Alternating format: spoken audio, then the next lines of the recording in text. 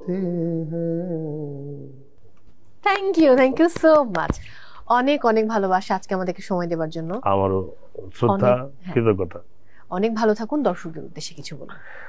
দর্শকদের কি বলবো, মানে আমি নিজে একজন ছোট মানুষ, আমার কথা হচ্ছে যে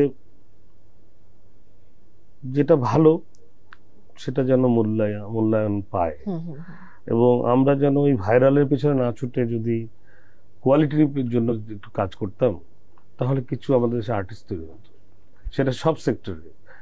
এইটুকুই মিনতি, যারা আমরা চর্চা করছি আমাদেরকে একটু আদরের দৃষ্টি দেখবেন, সন্তানের মতো দেখবেন, ছোট ভাইয়ের মতো দেখবেন।